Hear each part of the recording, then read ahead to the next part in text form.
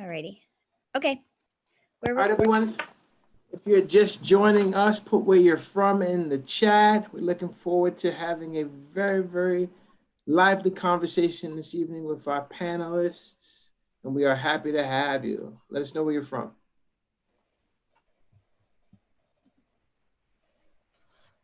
Because we already got Brooklyn, because Kaitlyn is here, so Brooklyn is already in the building. That's not even true anymore. I'm in Massachusetts. It's not true anymore. Oh, we got to update your bio. I know. I guess I can't say that. You know, my heart is still there. I'm still working technically in New York, so you know, I'm in the ether right now. So, are you from Brooklyn, Dr. Smith? I'm from the Bronx. Oh, excuse me. Okay. That's right. That's right. You got to sit up straight.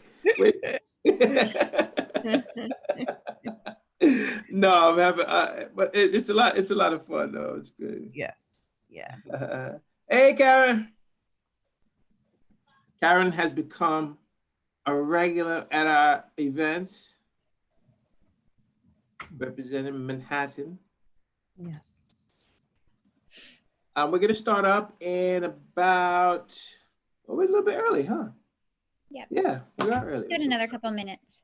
6:05. As people trickle in.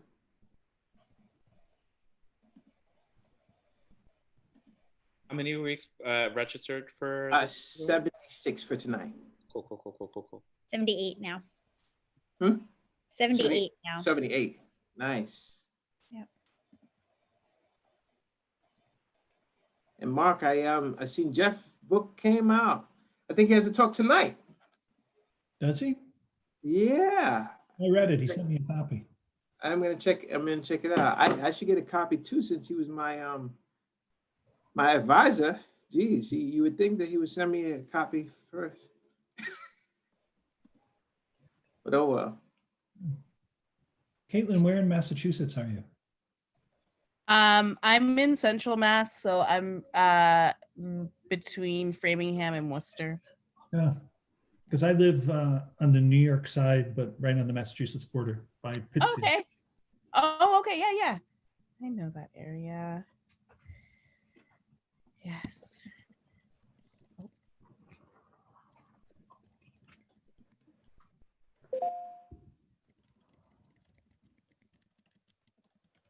All right, if you're just joining us, go ahead and tell us where you're from in the chat.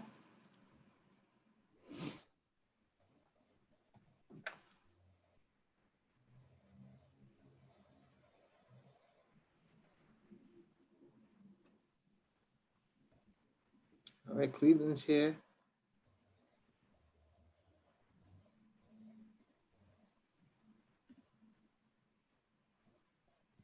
And if you aren't already following us, definitely follow us. And we have a new YouTube channel, so you can follow us there and you can check out our past events.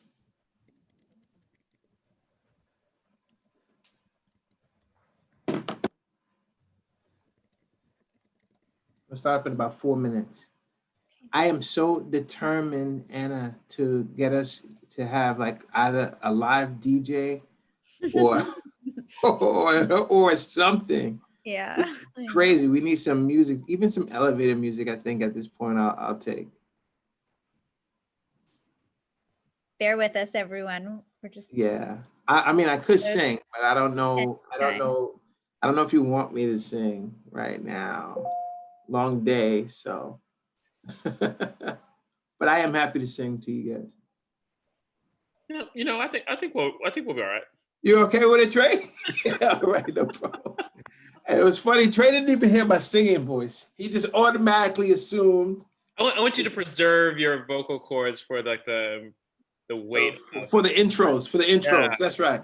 Yeah. That's good. You're right. I do have to preserve it. Yeah, absolutely. Precious right. instrument. We shouldn't overuse it. So. The webinar. Oh, excuse me. They had a live piano in their webinar. We need to step it up. Oh boy. Clearly, we need to top them, and we need to have like a jazz band or something.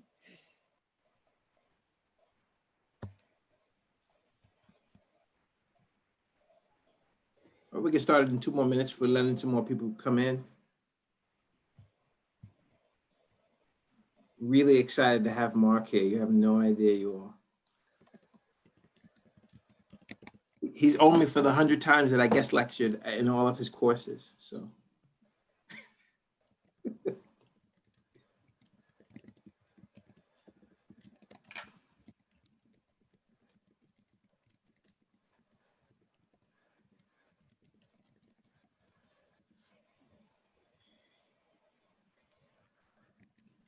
Was your first part recorded too?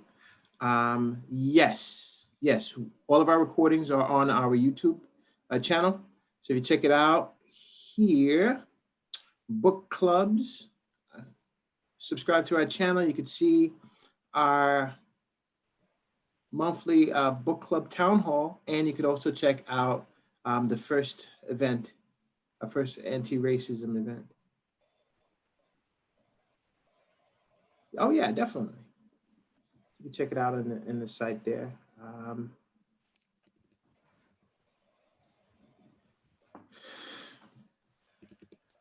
All right, I think we'll get started because I know we have a lot to cover this evening. So I am going to stop my screen share and I'll post it back up towards the end, especially since we have an upcoming event in December that I want to tell you all about. But you'll see us again in the end. I'm going to stop the screen share. All right, so I'm going to introduce our panelists for this evening. Our first panelist is Mark Nowak. He's a writer and founder of the Work Writers School, which link the global working class to literary practice. He's the author of 3 poetry collections, Revenants, Shut Up, Shut Down, and Coal Mountain Elementary. As founding director of the Worker Writers School, Nowak has been designing and facilitating projects to link working class communities to literary projects and poetry workshops in North America, Central America, Europe, and Africa for the past 2 decades. His most recent book, Social Poetics, part autobiography, part literary criticism, part Marxist theory, Social Poetics presents a people's history of the poetry workshop. Our next panelist, Kaitlyn Greenidge. Her debut novel is We Love You, Charlie Freeman, one of the New York Times critics' top 10 books of 2016. Her writing has appeared in Vogue, Glamour, The Wall Street Journal. She is currently a contributing writer for the New York Times, and she was from Brooklyn, so I can't say that now, but now she's from Massachusetts, is it? Boston? And our moderator for this evening, definitely no stranger to book clubs, Tre Johnson. Tre is a freelance writer on race and culture and a longtime career educator. His freelance career as a cultural critic and essayist has included appearances on CNN Tonight with Don Lemon, CBS This Morning, PBS NewsHour, and NPR Morning Edition. So give it up for our moderator and our panelists, and take it away, Tre. And I'm going to disappear and see you during question time. And Tre, before you kick things off, I also just want to say a quick hello from Book Clubs, since we are recording this event. And for those of you that are new to our series and to our event, I just want to say hello. I'm the founder of Book Clubs, and I work very closely with Anderson on all things Book Clubs. We are a community building platform and organizational tool for book clubs, and it's been really an honor and inspiration to host this series.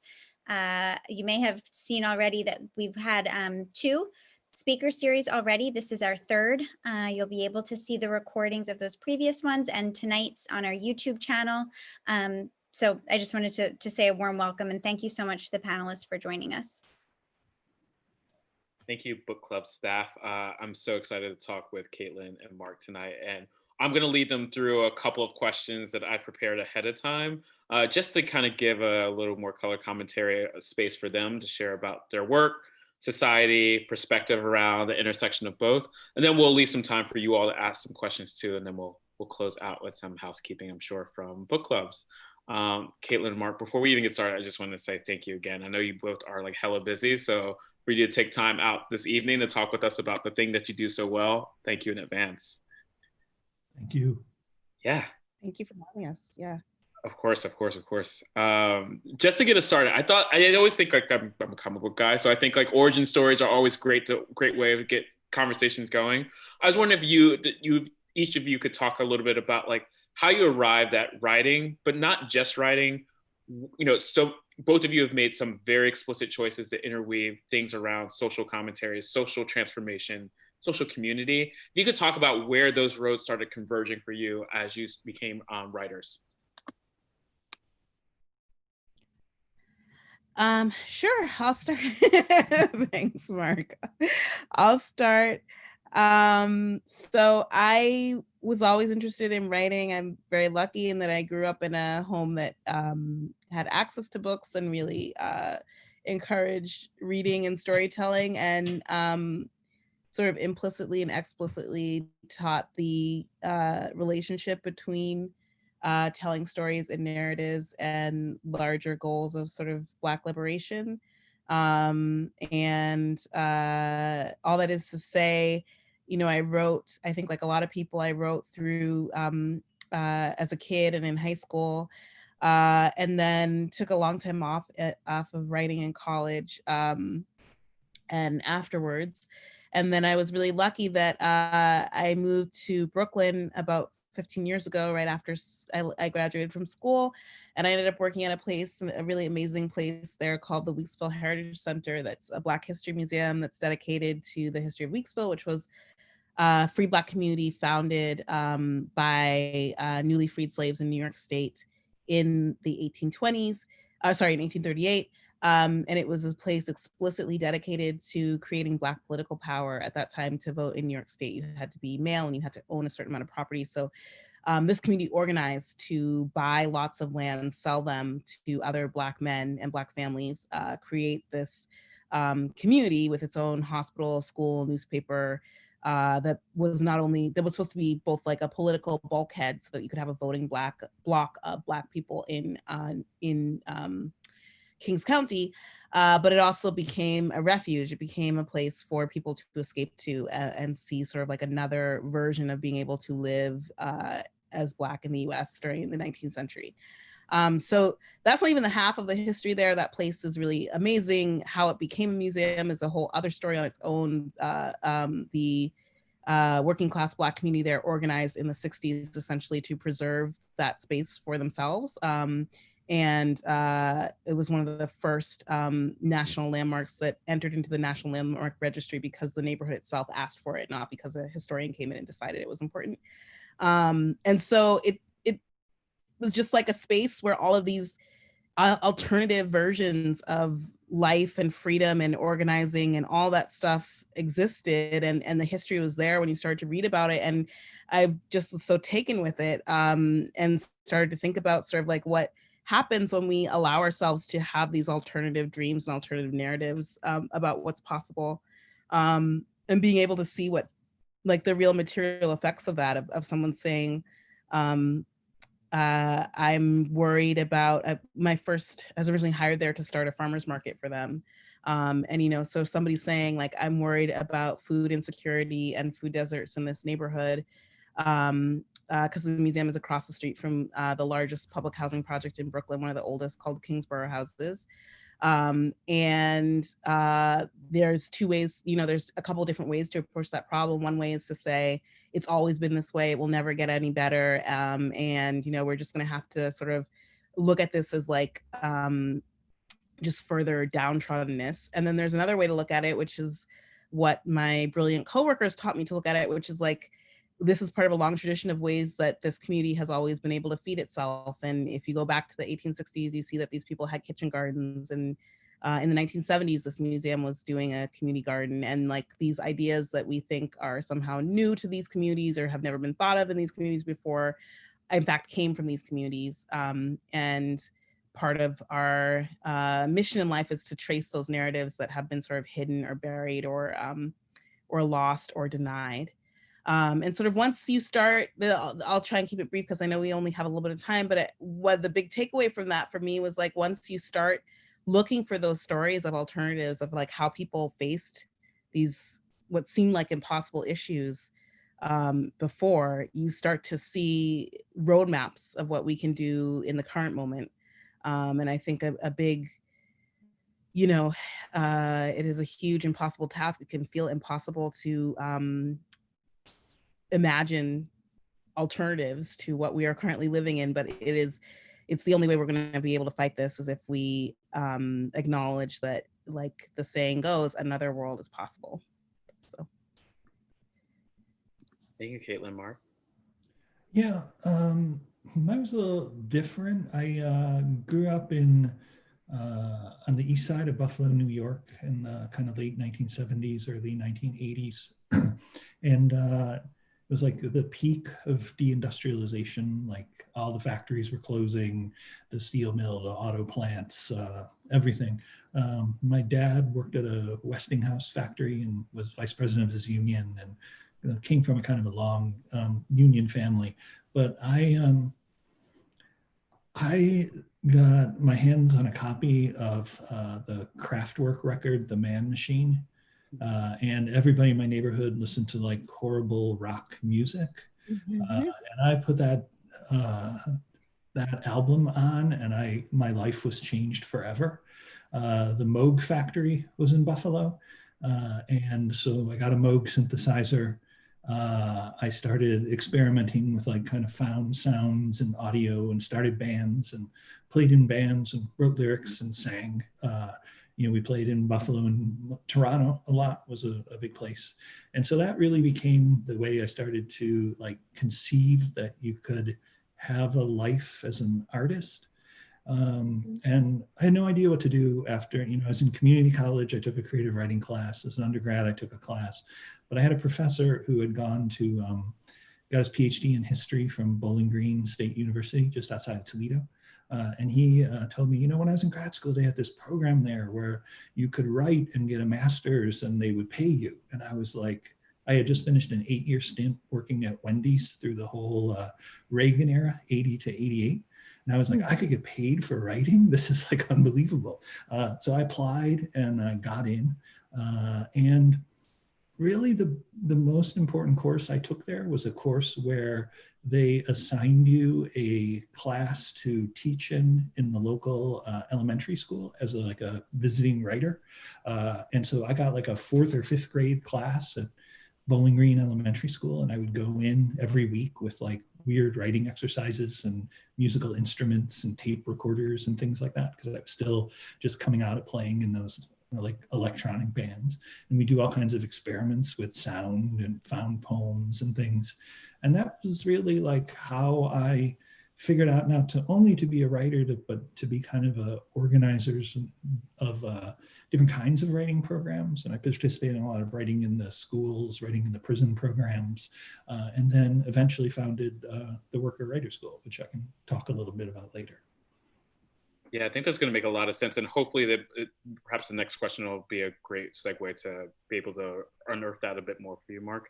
But one of the things I've been thinking about, just even listening to you all talk and just spending a bit of time digging deep on both of your work, I think conventionally a lot of people who don't dally in arts in a lot of ways think of, from the outside in, I hear this a lot for myself as a writer, like a lot of people think of these things as being like very solitary practices, right? Like you write in isolation, you paint in isolation, you're a poet in isolation. But I think what is crucial to a lot of our conversation tonight and a lot of work that you all have done is that you have kind of like disrupted that type of paradigm around the relationship between isolation and community. I would love for you all to like walk us a little bit. And I feel like your early commentary has already kind of laid the embers for some of this stuff, but I would love to hear you all talk about like, what it's meant for you to move something as deep as like deep archival work or transformational work inside of your own space of writing. When you've moved it into a community where you've been a part of an activated change, can you tell us about a story that brought all those things together for you that you might share with other people who think like writing serves only a navel-gazing insular purpose?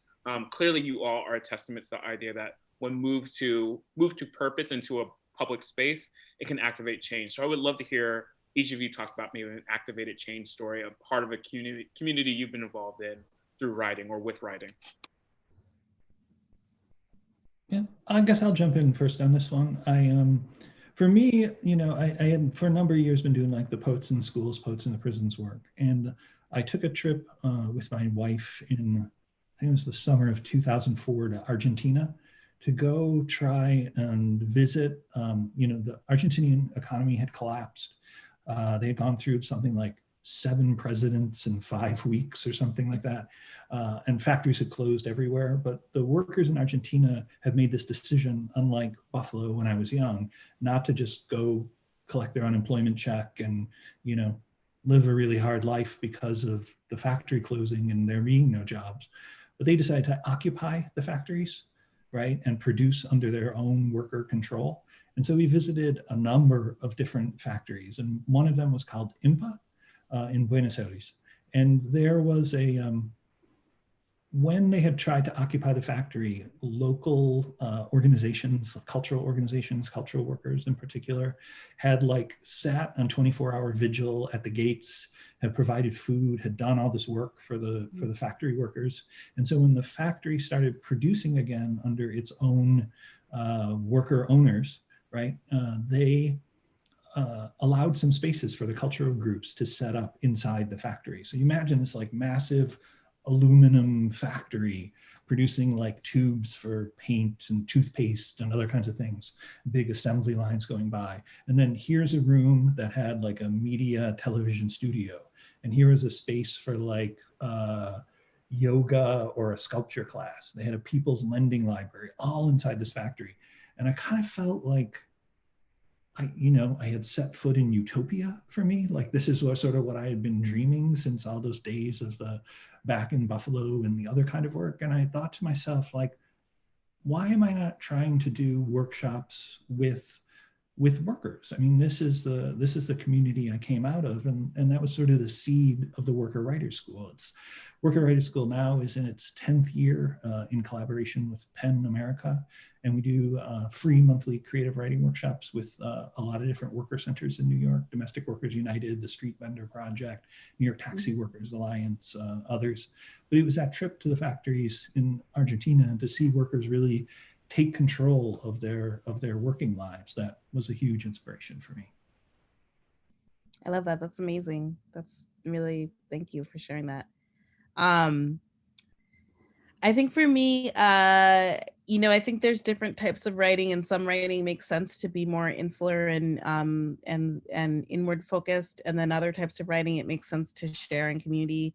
I worked for many years with a group here in New York called New York Writers Coalition, and they are a really amazing group. They run writers workshops in every single borough of the city for all ages, across neighborhood, class, race, gender, sexual orientation. And all their workshops are free. So now I'm a board member, but I started out as a workshop instructor for many years. I did workshops with a teen girls group in Bed-Stuy called Blossom. And then I did workshops with the Arab American Family Center over in Cobble Hill. And then I did workshops for many years. They had a free, or they still do, they have a free summer camp version on Saturdays in Fort Greene Park. And I consistently took the little kids. So I was doing 6, 7, and 8-year-olds and writing workshops on Saturdays. And all of that was really formative and sort of amazing. And the workshop model that they use at New York Writers Coalition is that all the writing that you do there is brand new. So it's all done within the workshop. We're not bringing in stories from outside to workshop. And so as such, what you're writing about and sort of how you receive the writing is very different than like you would in an MFA writing workshop or a writing group where you're trying to workshop a bigger project or something. It really is just about writing to prompts and writing to the moment, and especially when you're working with little ones like 6 and 7-year-olds, it really is about they're just literally responding to what is directly in front of them. So all that is to say, like I had, it was as someone who at the same time that I was doing all that stuff, I was in an MFA program and trying to figure out how to write a novel and sort of all that other stuff. It was incredibly helpful to realize that writing is first and foremost about communicating to at least one other person. That was like a big takeaway too. I used, another job that I had for a long time was I was developing English language arts curriculum, and basically trying to figure out how to teach like middle schoolers how to write.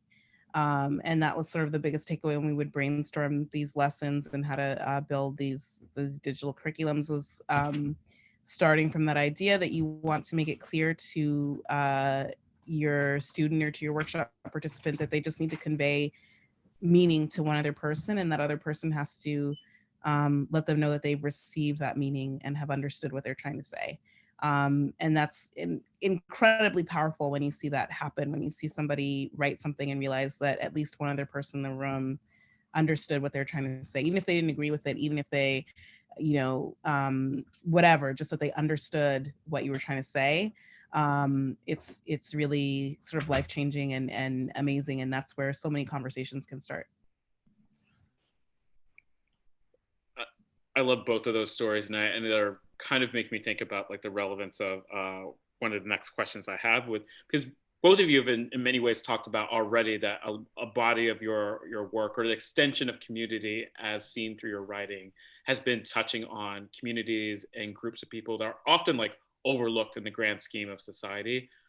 Selfishly, one of the groups that I would love to hear you both talk about your experiences with are around our incarcerated brothers and sisters who have constantly been shunted to the margins of humanity. And I'd love for you to share with tonight's audience two things. Like, one, if you'd share a bit about what your work has been like with our citizens on the other side of like incarceration, but also I think too, as you have kind of like drunken in a lot of their stories, their experiences, their writing and such, what are the things that are not getting out to the wider public that you think is important, or that you've kind of inhabited now as vessels for some of their experiences? What are things that you want to share with them, with the wider public as well too, about the power and voice of our incarcerated brothers and sisters? So I will just say, like, I have not, my writing workshops that I did with New York Writers Coalition, even though they have workshops in Rikers and in other correctional facilities, I haven't actually led any of those. But I do support what I can through supporting Books Through Bars and a couple of different groups that provide literature to incarcerated folks. I think, though, a really wonderful thing that I always come back to, because I'm interested in history and interested in those currents of time, is just locating how much of a tradition there is of prison education, how powerful that exchange has been throughout American history.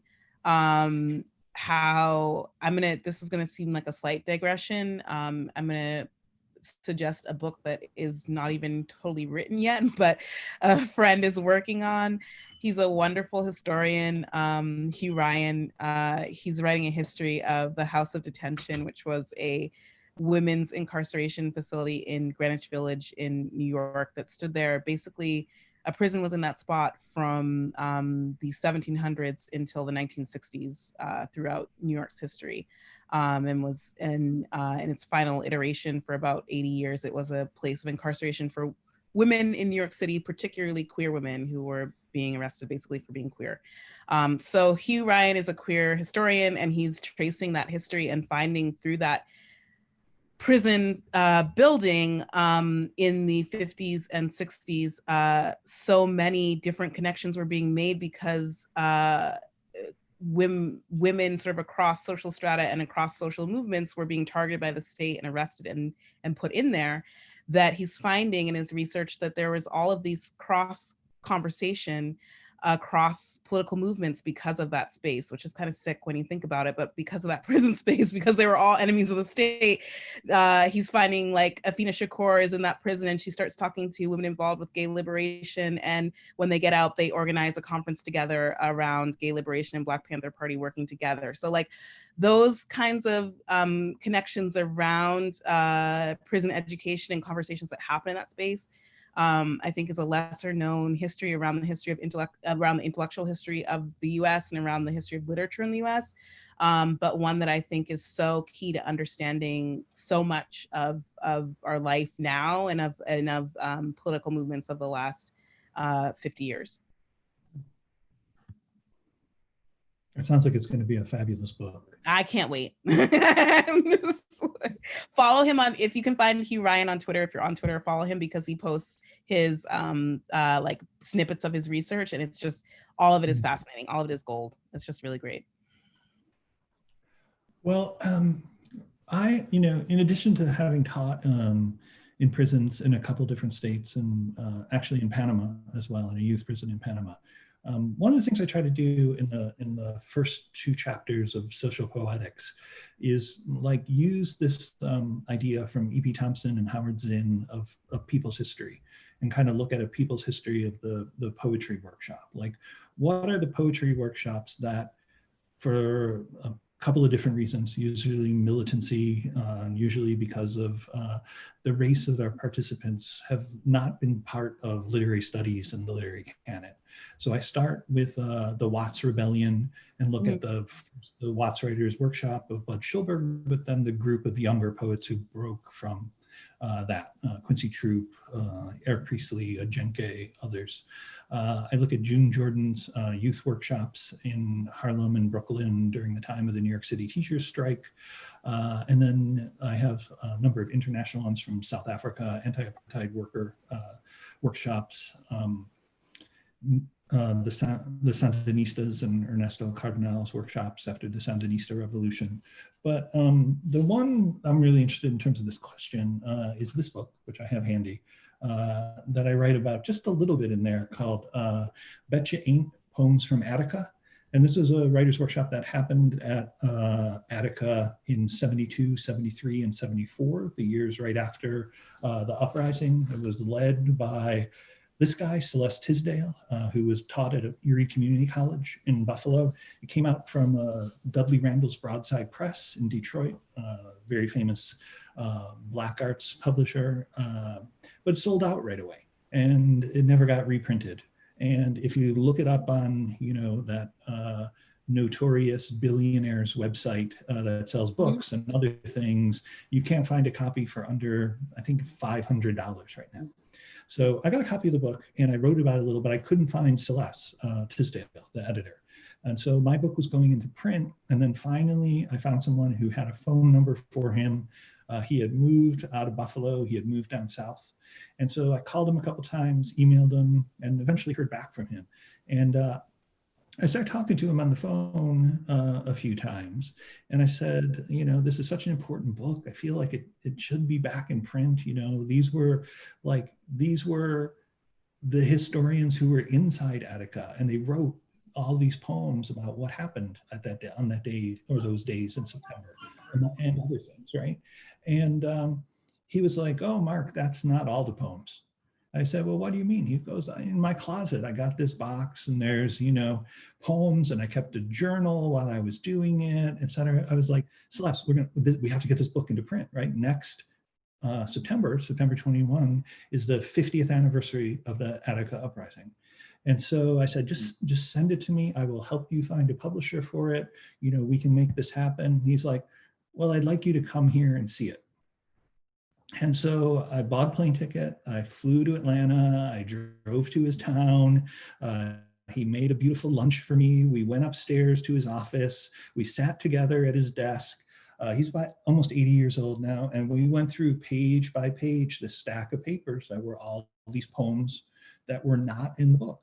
And so long story short, we're putting the book out.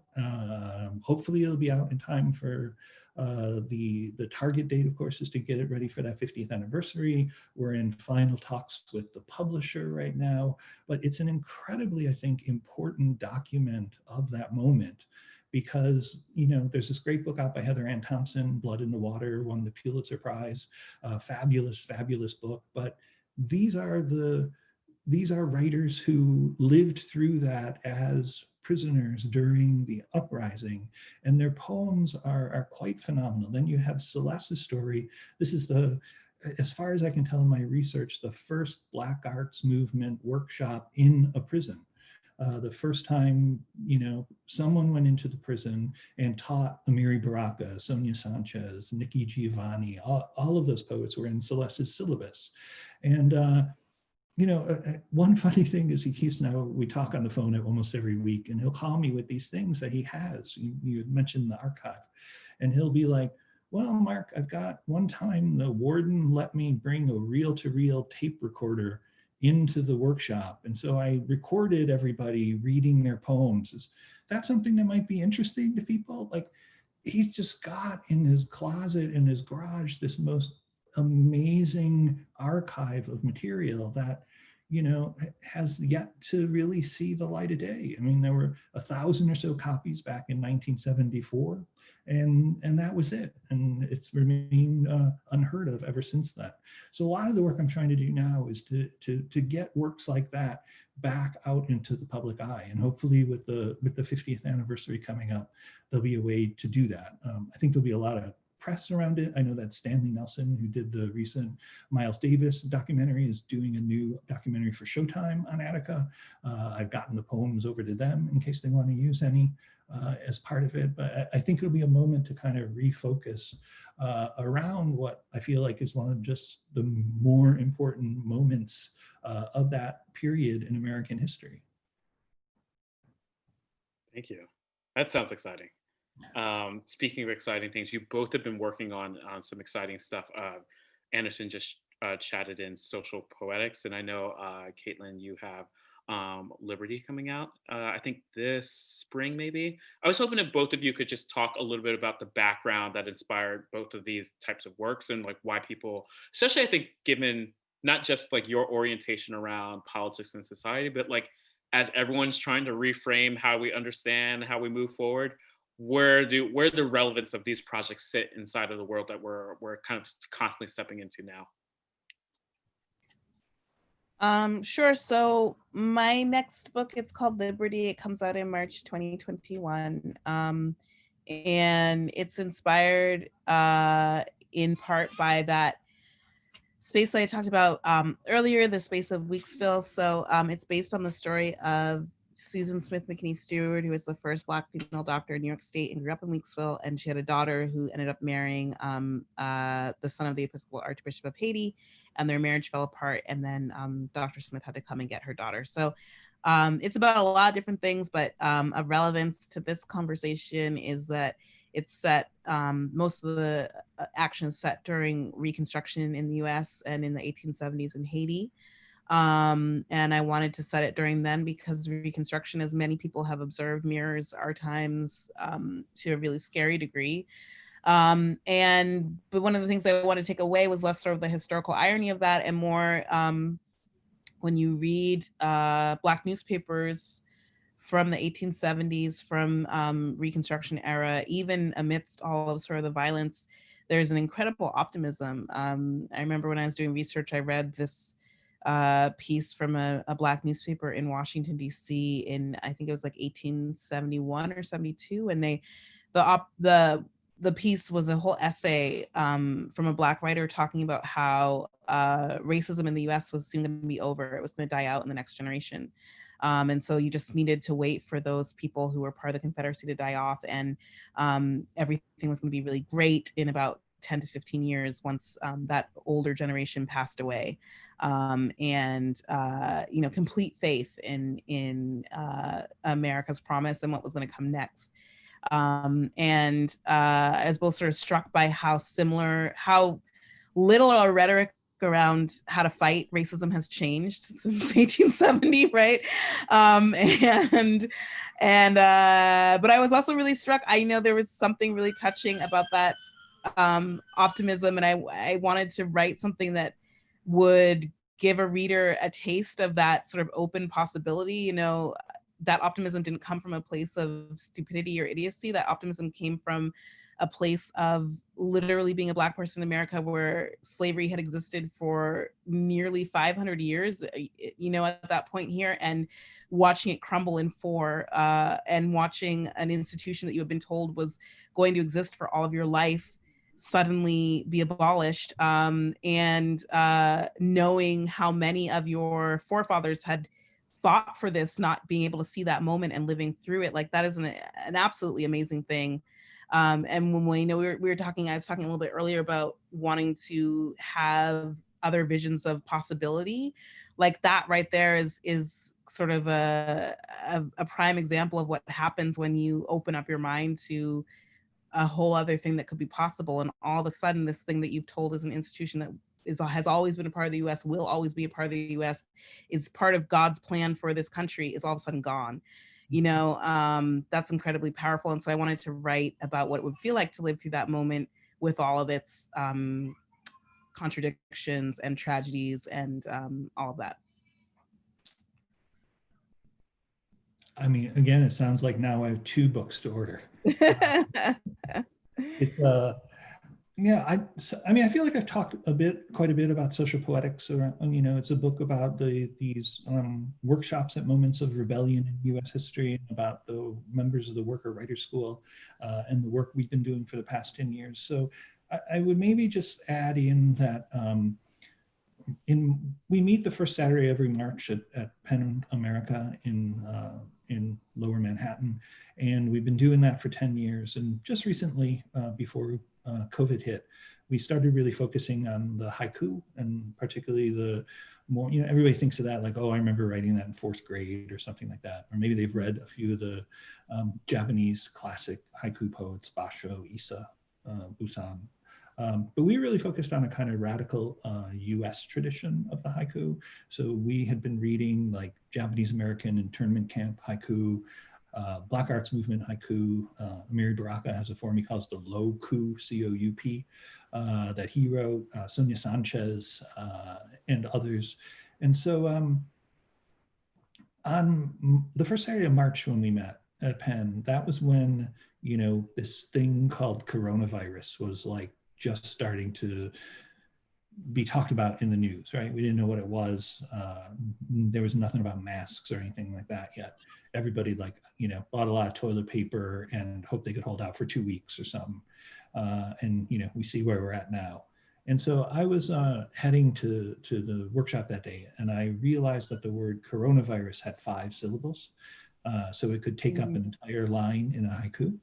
And all of our members are, of course, are what today is called, you know, the frontline worker or the essential worker, right? Driving taxis, working retail, taking care of other people's babies and parents. And so I said, let's write a coronavirus haiku, right? And I will write 1 line for you, coronavirus. There, it can be your first line or your 3rd line. And tell in those other 2 lines what it's been like for you the past couple of days as this has been happening. So long story short, we then moved online to this format we're in now, Zoom. We started, people liked it so much they wanted to meet twice a week. So we've been writing these coronavirus haiku for, I don't know what it is now, 8 months, 9 months, something like that. And we're now going to have an anthology of them out, of the frontline worker haiku that'll be published by a small press, great small press publisher in Chicago, Kenning Editions. And we're going to release it on May Day, International Workers' Day, next year. And so that's been a way in which, you know, and one of the things I'm really interested in is like, what is the social function of literature, right? In what ways can this practice that we so often kind of push into one institution, right? The university. And, you know, it's a troubled site, right? Of underpaid adjunct labor, massive student debt. It's a site that has a lot of its own problems. So one of the things I'm really interested in is how that workshop can be used among worker centers and other groups as a sort of radical tool of getting together, of building solidarity, of daily analyzing our working lives by writing a haiku. We have people, there's one member, Lorraine Garnett, who is a nanny from Brooklyn. She writes and posts on her Facebook and Instagram page a new haiku every single day, right? Every single day she's analyzing the pre-election, the post-election, coronavirus, what's happening in New York City. It's become like her way of having a political voice, of having an aesthetic voice, and of having a kind of space in the public conversation. So that's what we're really looking to do as much as we can with the workshops of the Worker Writers School. Thank you I love both. that. That's amazing. Yeah. Were you Yeah. going to add something too, Kaitlyn? No, I was just saying that's amazing. I love that she posts a haiku every day and is sort of leading us through it with poetry. That's just amazing. That's really wonderful. Yeah, there's this great project led by a Black woman who's a diversity director, diversity and inclusion expert, director over at Harvard, who is actively archiving tons of Black stories and experiences specifically tied to the pandemic. And I just think you both have been talking about the importance of like looking forwards, looking backwards, right? About like what is the importance of the text and capturing the moments of time. It's like time shows us that things sometimes can move in a very accelerated pace, but sometimes things inch along in a very strange way too. So like it's not surprising that a lot of us find ourselves at this intersection. A lot of my work too, like it sits at this weird intersection of both like capturing the times, refracting the times, but also seeking to archive like what has the past told us about how different things are, but also the stagnation that exists in society at times too. Thanks for indulging me on this line of questions for a bit to get us started. I think Anderson's going to jump in. Yeah, I'm coming back now. If you have any questions for Kaitlyn or Mark, all you have to do is raise your hand and we will open up the mic to you. And while they're doing that, I was wondering, Mark, Kaitlyn, if you all can just speak to the importance of community when seeking to advance anti-racism through literature. Mark, to be honest, you're the first white person to be a part of this series. And I think that our audience members would benefit tremendously from your expertise and informing communities, and they're looking to seek to form community. And I wonder what advice you can provide to them that's looking to kind of break through, if you could speak to that a little bit. And then Kaitlyn, if you could also speak to community after, the importance of community after Mark. Well, thank you. I put into Instagram and put into the chat, Lorraine's Instagram page. So if people wanted to read her haiku, please do follow her. She's doing just amazing work. I think that what I try to do in social poetics is to look at this vast kind of movement of trying to sort of repress work from the conversations in our literary communities, right? And I do believe that it has been a really strong sense of saying, if a work is too polemical, if a work is too political, if a work is too much dealing, not dealing enough with, there's always this aesthetic craft question in our work, that it gets sort of brushed aside. I was looking the other day even at the New York Times, and one of my mentors who I got to, not as a teacher, but whose books I read and who I hung out with on a number of different occasions, Amiri Baraka. And when you look at Amiri Baraka's New York Times obituary, right? It says, Amiri Baraka, polarizing poet and playwright, dies, in his home in Newark, right? And so I looked at that New York Times obit writer, right? And she had done a number of other obituaries, right? Of everyone from Mary Oliver to composers to Adrienne Rich, a number of writers, Maurice Sendak and others. I could not find anywhere in which the New York Times used a word like polarizing in the title of someone's obituary, other than Amiri Baraka and Charles Manson, right? Those are the only two obits where I could find that kind of language used, right? And so I feel like, you know, that it's a way of paying a kind of particular attention to language and how it's used, right? It's a way of being in conversations like this one, right? It's a way of building with the groups that I work with has been incredibly important. I mean, most of the members of the Worker Writers School are, you know, domestic workers from Trinidad and Jamaica, taxi drivers, street vendor from Lesotho and others, and a couple of white workers as well. And how do we find ways to build solidarity in those ways, to talk to each other through our writing and through our work together? And this is what we've been trying to build with the Worker Writers School. And the goal that we're kind of working on now is to turn those worker writers into teachers and to spread this work out into other communities across New York and across the United States. You know, one of the things I was most shocked by with the recent elections is someone posted a picture of New York State with red counties and blue counties. There were like 7 blue counties. I mean, even though the Democrats won the election by such a major number, almost every single rural county in the state was red. And so I feel like as a cultural worker and as a white cultural worker, I got a lot of fucking work to do. Like, sorry to swear, but there's a lot of work to do, right? Yeah. And so that's what I'm hoping for with the Worker Writers School members in the upcoming weeks and months. No, I definitely feel the frustration there, Mike, and it's frustrating, and sometimes you just want to curse, and sometimes it's the only thing to do, you know. Kaitlyn. You know, I think that literature can do a lot. I think a really good place to start is figuring out what literature can and can't do for you, and what reading literature and community can and can't do for us and for to tackle certain problems. So, you know, literature in the best case poses a question, right? Like, what's that James Baldwin quote? Like, art is posing a question that we may not have the answer. I'm going to garble it, but we don't have the answer to. And so I think when we think about like, how can we use literature and talking about literature in this fight, it is with the understanding that we are moving towards something in which the answer is always shifting. It will change. It will constantly change, and being and honoring that fact and being okay with that fact of constant change and constant shifting change, and the nature of dialogue, of having a conversation. You know, it's like that Octavia Butler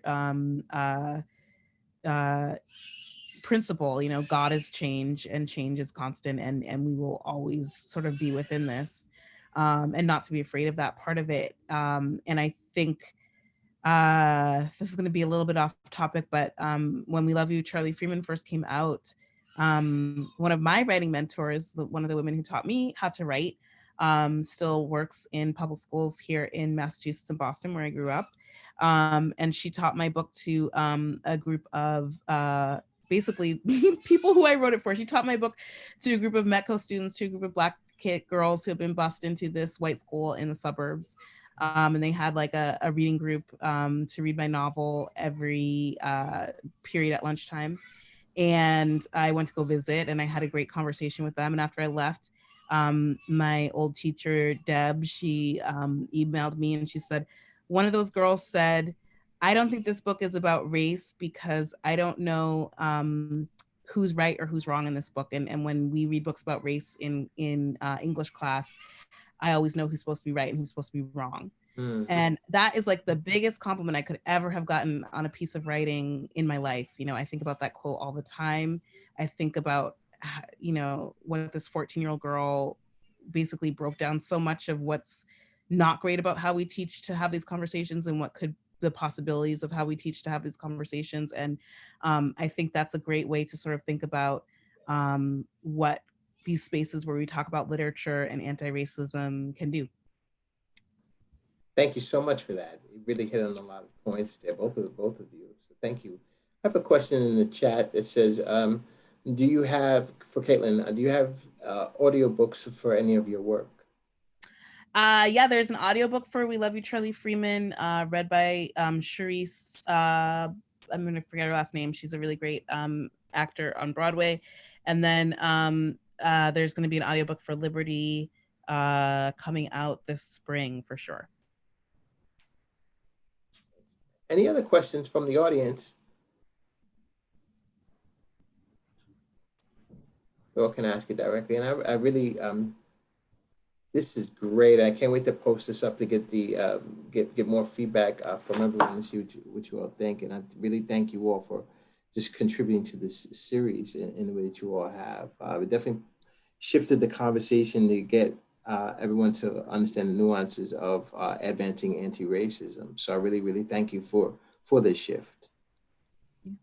I want to echo that to both of you, Kaitlyn and Mark and Tre, for your brilliant facilitating as always. And to all of the attendees, thank you for being a part of this. It's not too late to ask a question if you have one.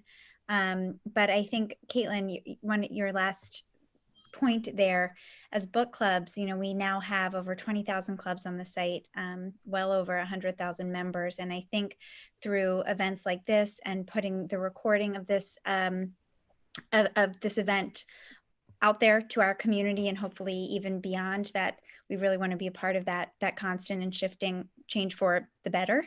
And I just implore all of you to not only read Kaitlyn and Mark's work, but to discuss it with others and let that discussion be a catalyst for action. So Kaitlyn's We Love You, Charlie Freeman, there's a discussion guide already on Book Clubs. Mark's book, you'll be able to access the discussion guide on our site starting next month. And we can't wait for Liberty to be our book of the month this spring. So stay tuned for all of that. Yeah, thank you all. Absolutely. And we also wanted to take an opportunity to invite you all back for discussion Wednesday, December 16th.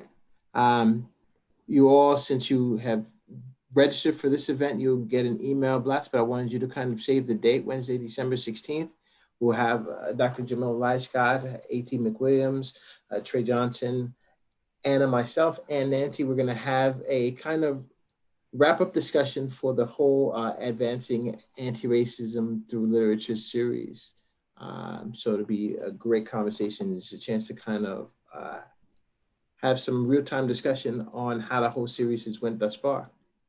And I know we definitely need to continue this conversation because race is not going to be solved in an hour.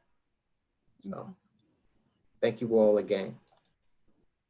Thank you. Oh, wait, we have something in the chat. Oh, well, thank you. Oh, gratitude. Bunch of thanks and gratitude. Yeah. Great, great, great. Well, I want to say again, thank you so much, Tre. Thank you, Mark. And thank you, Kaitlyn. And I'll send you all the link once it is up. Yeah, thank you. Appreciate your time. Good night, everyone. Good night, everyone. Get home safe.